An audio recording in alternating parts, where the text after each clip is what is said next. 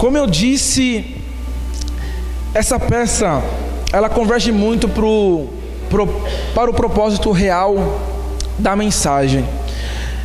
Eu acredito, Felipe, que nós estamos vivendo um dos piores dias da humanidade, do cristianismo, da ação de um cristão em atividade na igreja. Estamos no ano de 2019 e eu vou conversar para você que o inimigo, ele tem enganado a muitos. Há quem diga que no Brasil estamos vivendo um avivamento. E eu sou totalmente contra a essa afirmação. Por que, Jean? Há quem diga que existe um avivamento no Brasil. Olha, o avivamento, ele não está sobre uma pessoa. Entenda isso. Às vezes nós confundimos avivamento com unção. Unção é algo e avivamento é outra coisa. Então o avivamento, ele não está sobre uma pessoa, ele está sobre uma geração. Vou repetir. O avivamento, ele não está sobre uma pessoa, mas sim sobre uma geração. Olha, por que eu creio? Porque eu sou contra a essa afirmação de que hoje, atualmente no Brasil, aqui falando da nossa nação, e grandes nações, talvez o mundo em sua totalidade, porque certamente os valores estão completamente invertidos. Os nossos jovens, eles estão carentes do ensino, eles estão carentes de santidade. Os nossos jovens, eles estão carentes de um ensino que convirja ao real propósito da palavra. Todo ensino que não te ensina a negar a si mesmo está fora do Evangelho.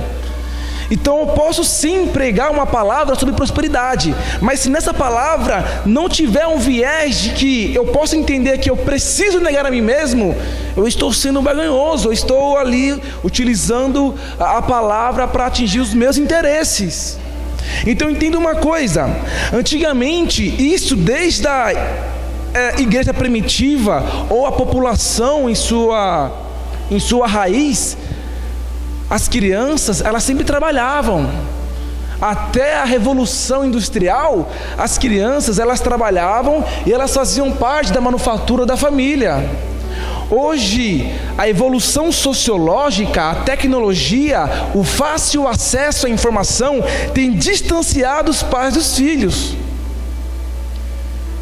Existem muitos filhos órfãos, ainda que os pais estejam vivos. Porque hoje o ambiente de um lar está completamente corrompido. É o filho no Wi-Fi dentro do quarto, a mãe vendo novela na sala, o pai vendo YouTubers em outros lugares, e está tudo muito bagunçado, cara. Essa é a grande realidade. Está tudo muito bagunçado. Essa geração Y, que é uma bênção, precisa entender que se o que eles estão aprendendo nas igrejas, cá para nós cristãos, não convergir para o real sentido do Evangelho, está tudo errado. Aí você vem me afirmar que o Brasil vive ou está passando por um período avivalista só porque a sua igreja está lotada? Quem disse que igreja lotada é sinônimo de avivamento? Porque na realidade, as igrejas estão cheias de pessoas vazias de si mesmo. Essa é a grande realidade. Nunca ouvi tanto falar sobre depressão, cara. Quem aqui conhece alguém com depressão? Algum conhecido próximo? Pode levantar a mão.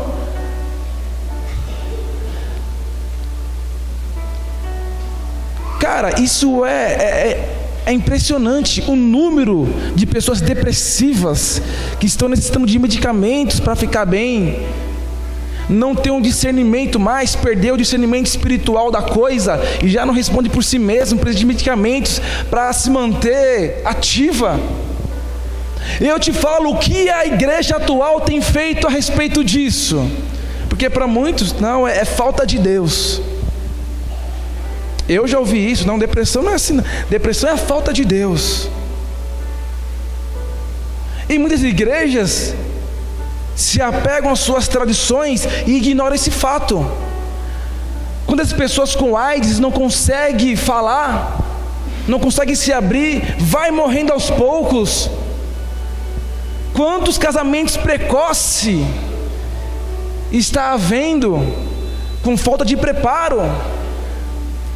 Os ambientes, os lares em casa, todo o ensino, às vezes a criança já cresce, cara, com um casal de pais, homem com homem. Eu já vi isso na rua. Eu te falo como a igreja ela tem se preparado para isso. Essa carta em si, do apóstolo Paulo, ela foi escrita em meados de 53 a 58 depois de Cristo. O propósito dela, queridos, era incentivar os discípulos, incentivar a igreja, mostrar para eles que mesmo quando Paulo estava preso, ele fazia a obra acontecer. Ele se alegrava, ele não se sentia, ele não se barganhava. E aqui eu vou entrar o que podemos entender com isso. Porque o apóstolo Paulo profere tais palavras: não que haja perfeição, não que eu seja perfeito, mas eu prossigo para aquilo que eu fui chamado. Ele começa o seu discurso ou a sua escrita. O problema está de fato dentro das igrejas. Dentro das igrejas. É falta de união, é falta de comunhão, é falta de lealdade, é falta de discipulado, é falta de uma série de coisas, é falta de perdão, é falta, o que mais vimos aqui? Perdão, compaixão, fé, uma série de coisas. A Bíblia ela já vai alertar sobre a frieza da igreja de Laodiceia. E diz o seguinte, Apocalipse, diz assim João Paulo: ou você é frio ou você é quente, porque o morno eu vomito, eu repudio, eu lanço para fora. Então você precisa se decidir em que lado você está. Se você ficar em cima do muro, você já está escolhendo que lado você está querendo ficar. É muito simples o cálculo do evangelho. As pessoas que dificultam as coisas. Então a Bíblia já alerta sobre a frieza de Laodiceia, a frieza de Éfeso. Ou seja, o princípio de um processo para um ambiente avivalista, com certeza está sobre a sua santidade pessoal. Cara, a santidade de um cristão, ela faz parte de um processo de alcance que Deus tem para fazer sobre a tua vida, amém ou não amém? Em seu chamado.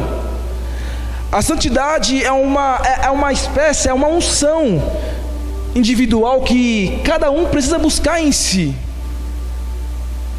Então não tem como a gente progredir a uma geração avivalista se antes nós não nos derramarmos em santidade, em oração, em busca. E quando falamos de oração, santidade, tudo está muito interligado. São basicamente os mesmos conceitos. Então não tem como esse avivamento acontecer no Brasil se você não vê jovens se renunciando, se você não vê pessoas se renunciando, pessoas amando, pessoas trabalhando, sendo leais. É impossível. Você pode até conseguir as coisas na força do teu braço, o teu talento, mas se não tiver a vontade de Deus, querido, nada vai acontecer, seja para a tua vida pessoal ou para o teu ministério. Pessoas estão confundindo o seu chamado, as pessoas não sabem o que elas vão fazer, João Paulo. Bispo, as pessoas já não sabem como se colocar, como se posicionar, os líderes não conseguem identificar isso na pessoa e sai todo mundo fazendo qualquer coisa, achando que isso é avivamento, achando que não, tem que ter aqui as pessoas, vamos entreter os jovens, porque os jovens precisam de entretenimento, eles precisam, não podem falar de dízimos e oferta, porque aí os jovens ficam meio que assim, não, queridos. Tanto que tem pessoas que nem acreditam nesse papo de avivamento. Quando se fala de avivamento para algumas pessoas, tem pessoas que não, acho que esse negócio de avivamento aí é meio que da boca para fora. Porque às vezes é isso que dá a entender quando você vê alguns vídeos aí na internet. Avivamento não é, querido, você sair gritando, não é emocional. O avivamento não é um momento de um culto. Não é um momento de um culto. A história, a história ela prova sobre as intervenções de Deus sobre uma nação. A história prova, cara. A história prova tudo isso. A história prova a decisão do rei Asa em dedicar o país de Judá a Deus. A história vai provar o arrependimento do povo de Nínive com a pregação de Jonas. A história, querido, vai provar sobre o avivamento, a celebração da Páscoa no reinado de Ezequias. O que dizer sobre o arrependimento e a renovação da aliança com Deus durante o governo de Neemias? O dia de Pentecoste, quando o Espírito Santo desceu sobre os discípulos. Nossa, Jean, mas está muito primitivo isso. Mas basta um Google na sua casa, no seu celular, que você vai conhecer diversos outros avivamentos recentes sobre o país de Gales. Alguém já ouviu falar sobre o avivamento do país de Gales? Sabe por quê, querido? Sabe por que você nunca ouviu falar sobre o avivamento no país de Gales? Porque a igreja não te estimula a estudar sobre isso. Não te estimula a buscar um conhecimento naquilo que de fato interessa para o seu crescimento ministerial e espiritual. O avivamento no país de Gales, ele aconteceu em 1904 a 1906, se eu não me engano, Felipe. E um jovem chamado Evans Roberts, ou Roberts Evans, ele foi tremendamente usado, Evan Roberts, ele foi tremendamente usado por Deus com o seu amigo. E sabe o que é ter uma nação rendida aos pés do Senhor? Sabe o que é você chegar nos bares, os bares fecharem, os prostíbulos fecharem, porque tinha uma unção sobre aquele ambiente, sobre aquela nação? Você não sabe o que é isso, e para muitos isso soa estranho. A que ponto chegamos, igreja? Eu te pergunto. O Brasil está mais para viver com igrejas adormecidas do que com momentos avivalísticos. Não sabe, cara. Fato é que o Brasil ele é muito grande. Amém, queridos? A Inglaterra também é, queridos. Deus ele sempre vai intervir, mas precisa alguém buscar isso nele. Precisa levantar jovens sedentes pela presença dele, que de fato pode demorar o processo que for. O interesse não é ter grandes multidões aqui, não. Se uma pessoa sair daqui depois dessa pregação entendendo que eu vou buscar o verdadeiro avivamento sobre a minha geração, se uma pessoa entender isso aqui, para mim já é o suficiente. já é o suficiente, queridos. E aí tem invertido. As pessoas querem pregar sobre prosperidade, sobre bênçãos, querem barganhar com Deus. 7 semanas para Deus te dar a bênção. A campanha dos 12 dias para entrar na glória de Deus. 10 dias para Deus te abençoar. Bem que vai ser bênção. Como se Deus fosse obrigado a te abençoar em 10 dias. Às vezes está tentando ganhar a sua vida. Você está perdido aí já faz 10 anos e você quer resolver em 10 dias. Já dizia o pastor Judson que Deus ele sempre vai intervir em suas ações com o cristianismo. Porque quando Jesus chegou na igreja, ele viu que ali estava virando tipo de comércio. O que ele fez, Felipe?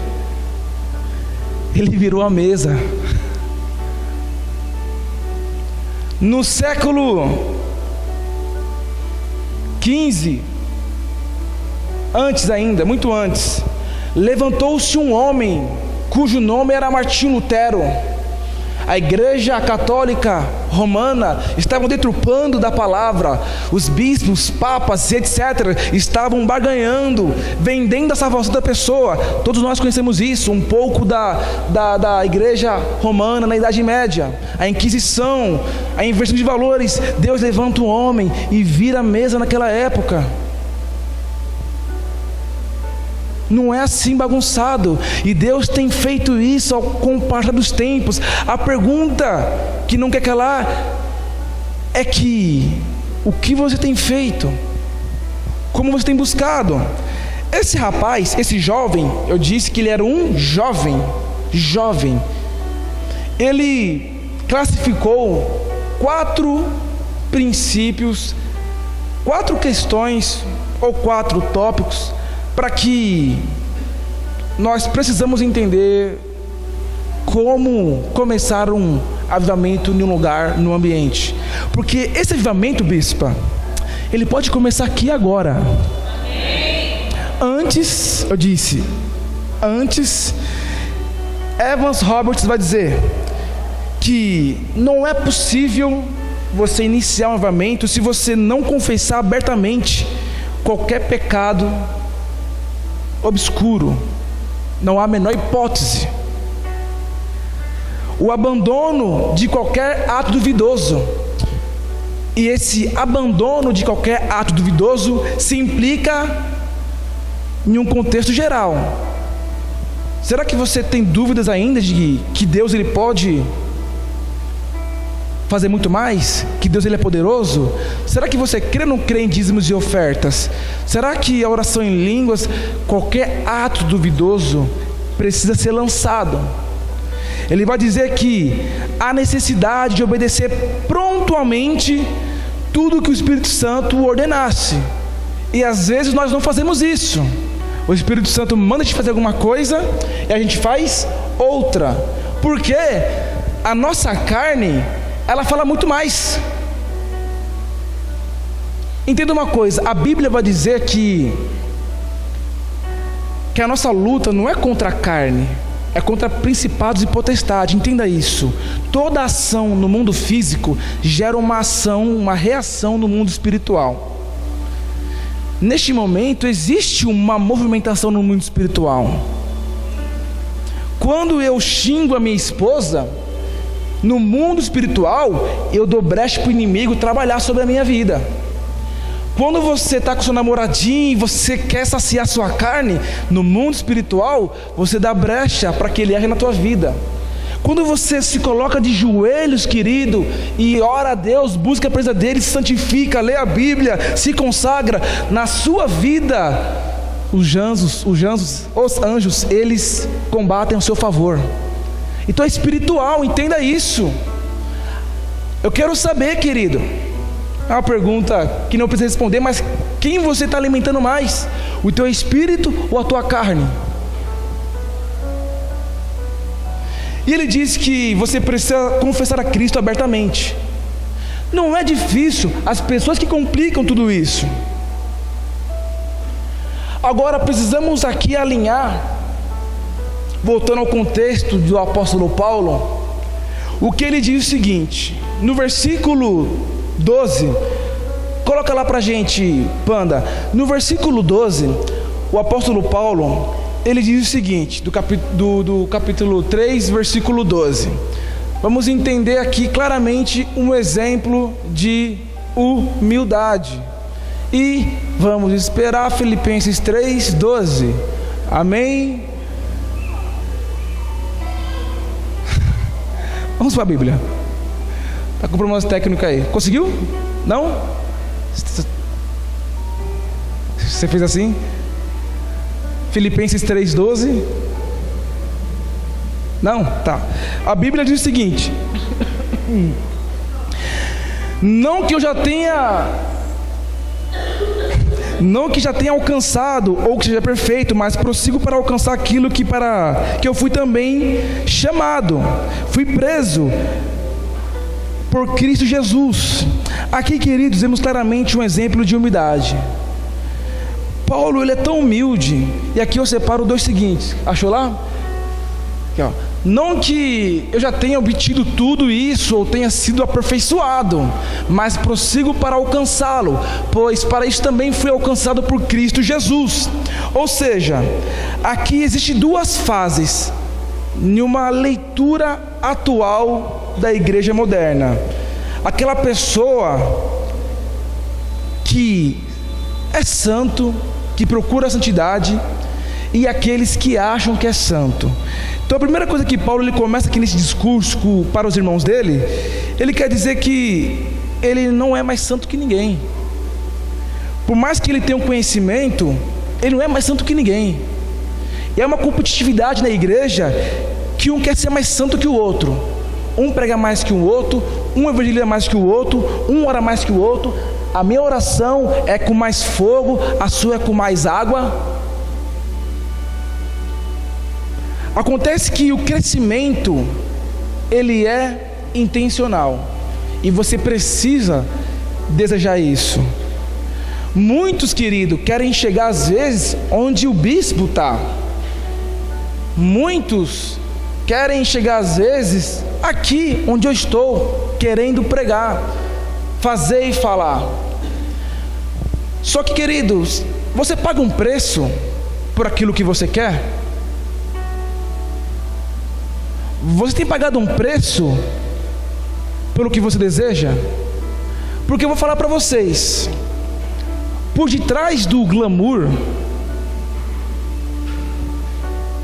aspas, por detrás do glamour de liderar, por detrás do fato de estar em evidência, existe o preço da liderança. Preço esse que muitos não querem pagar, mas quer ser líder.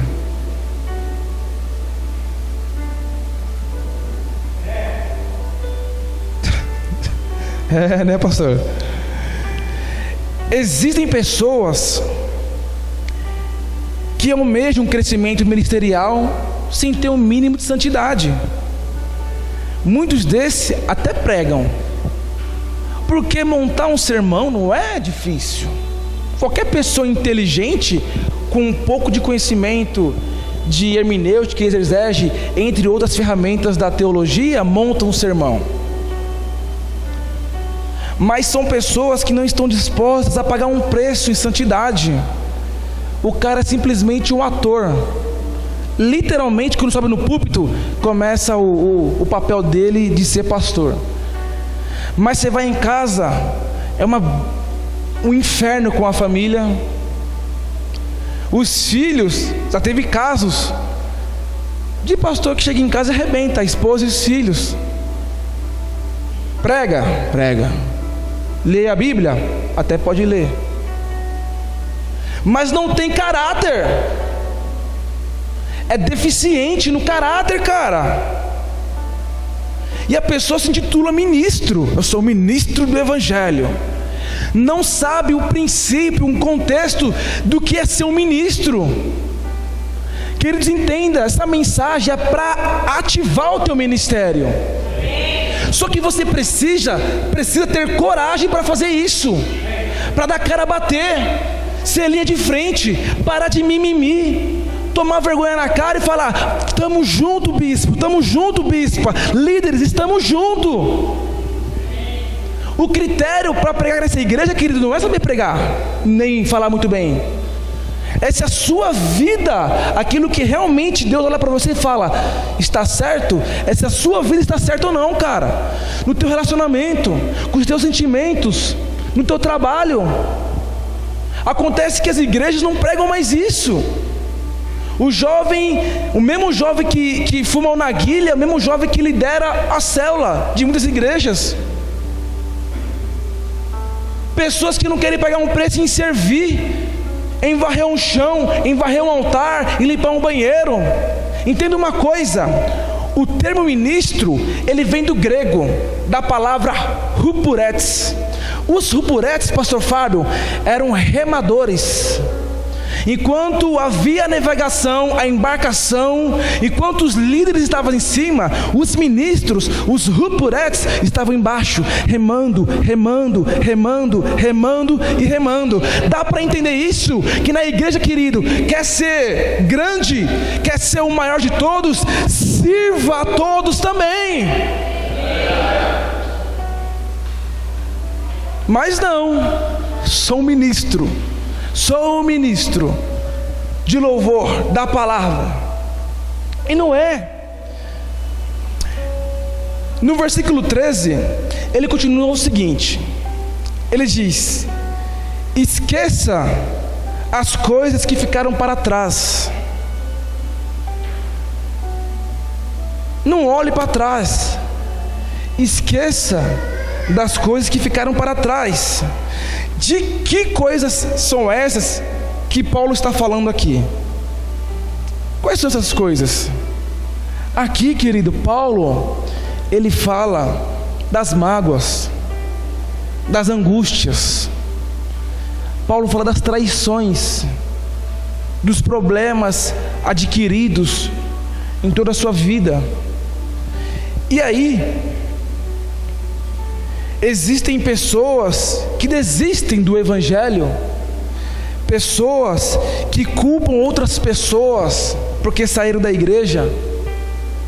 Não, eu parei de ir para a igreja porque eu já não gostava mais, o ciclano olhava feio para mim. Não, o bispo nunca me deu uma oportunidade. Não, eu saí da igreja porque a minha amiga e mimimi. Essa grande realidade. São pessoas essas que nunca entraram numa igreja por causa de Jesus.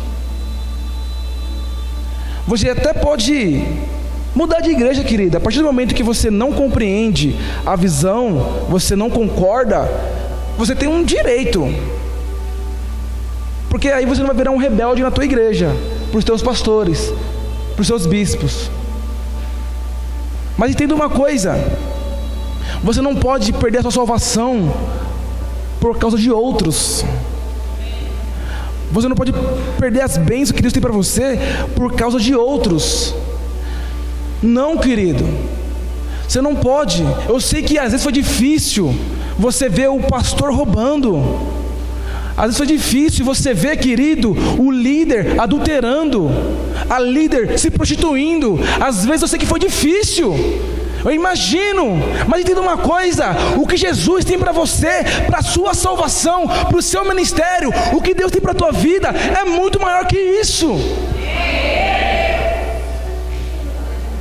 Ou não é? Ou não é, gente? Não tem como, você não pode perder a sua salvação porque você viu tal ciclano pecar. Só que aí, bispa, existem dois tipos de ovelha: a ovelha que de fato é perdida e precisa se encontrar, e a ovelha que é rebelde. As ovelhas gordas do livro de Ezequias. Não bastasse sair da igreja, mas sai falando mal do bispo, do pastor. Nada é culpa dela, é tudo culpa dos outros. Mas se tem alguém perdido aqui, querido, essa é a hora de você se encontrar com o seu Jesus. Se tem alguém aqui que ainda não entendeu o verdadeiro sentido do Evangelho, essa é a hora de você dizer: Deus, eu me arrependo, Pai, eu me arrependo porque eu não entendia o que é o Evangelho na prática. Eu preciso melhorar cada vez mais. Eu preciso tomar uma atitude de entender: agora o meu bispo, os meus líderes podem contar comigo, porque existe um norte para ir. Essa é a hora de você tomar uma atitude e dizer: eu preciso tomar a minha atitude, uma atitude de dizer: serei um cristão de verdade. Não tem como Deus te usar para um grande momento que eu sim acredito que vai recair um grande avivamento sobre o Brasil, mas não tem como Deus fazer isso com você, querido, com você nesse meio termo, com você nessa picuinha gospel, nessa picuinha evangélica. Não tem como. Ou você mergulha de vez no oceano de adoração, no oceano do Evangelho de Jesus, que é muito grande, ou você fica na superfície, ou você coloca só o pé. Que tem pessoas que é assim, elas não querem se aprofundar, ela quer só colocar o pezinho dela aqui. Eu não quero me comprometer muito, eu não quero muito compromisso, eu não quero ir muito a fundo, porque ainda tem um pouquinho da minha carne. No meu trabalho tem aquele garotão que eu ainda sinto alguma coisa assim. Na faculdade tem aquela pessoa que me conquista. Eu ainda tenho aquele contato do WhatsApp que minha esposa não pode saber. Tem pessoas que não querem ir mais a fundo, porque ainda tem um pouco da carne chamando. Entenda, querido, perfeito ninguém será, querido, mas o grande desafio de um cristão também é lutar contra os pecados. Se você não lutar contra o seu pecado, não tem por que ser cristão. Existe o pecado sobre nossas ceias, querido, entenda isso. Mas é isso que movimenta o coração de Deus. São aqueles cristãos, aqueles ministros que mesmo em meio de dificuldade, mesmo em meio às tribulações, eles olham para a cruz e diz: seguirei firme e forte, seguirei firme e forte, seguirei firme e forte, seguirei firme e forte.